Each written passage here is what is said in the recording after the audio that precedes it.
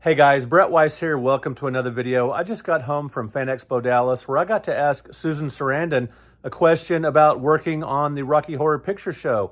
Was it a cringy job? Did she enjoy it?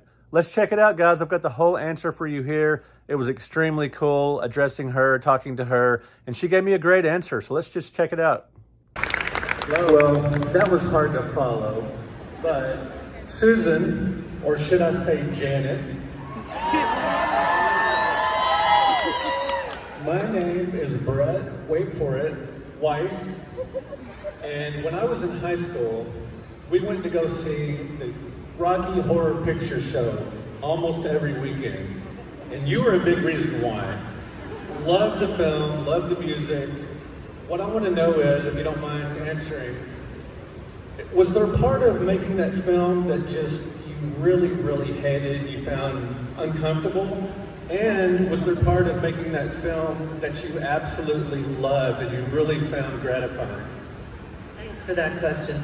I got in that movie because friends of mine were in the play, and I became friends with Tim Curry, and he was in town, and I went by to say hello, and they said, "Oh my God, why don't you read for this?"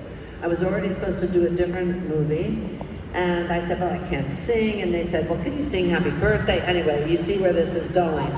So when I got over there, I was the only, Barry and I were the only two that hadn't been in the play, and I was the only one that had done a movie, and the director was a new director, and the budget was like $1 million, like seriously $1 million. And so it was freezing in England. The studio had no heat, and we were running around in underwear, and that was the good news, because then we got wet, and we were wet so to make a long story short, I got pneumonia, and had worked with pneumonia because the doctor said, well, if you put her into a hot tub every hour, they didn't even have heat. Weren't going to have a hot tub. So they got some screens, and they put a heater in the screens, and that caught on fire.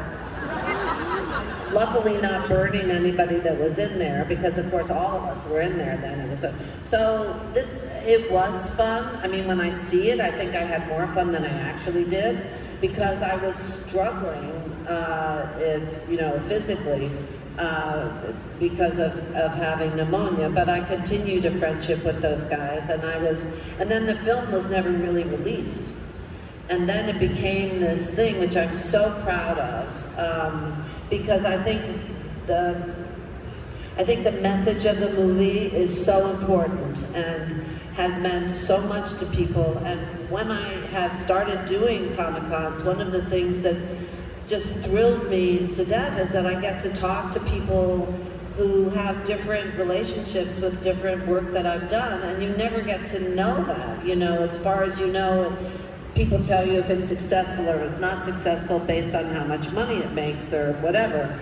But now when I'm here at something like this, I can talk to so many people, and the Rocky Horror Show definitely comes up a lot. And a lot of the fan mail that I've gotten a few letters back in the day that said, from somebody in the middle of America, that said, the Rocky Horror Show really made me feel free, but Thelma and Louise helped me get out of town. So, you never know. That's why I think when you make film, you have to be so careful about the projects that you choose, because they either reinforce the status quo or challenge it. And they don't have to be all serious dead man walking things. Just like the Rocky Horror Show, the Nutty Professor, there's a number of comedies that really challenge the narrative and have you root for somebody you don't expect to root for instance, or anything that encourages a person to be the protagonist in their own life, I think is, for me. And the Rocky Horror Show, Don't Dream It, Be It, can't get much clearer than that. Well, thank you so much for that. I appreciate it. And if I ever see you at an expo again, let's discuss that scene in Atlantic City and lemon juice. Thank you so much. It's a deal. Okay.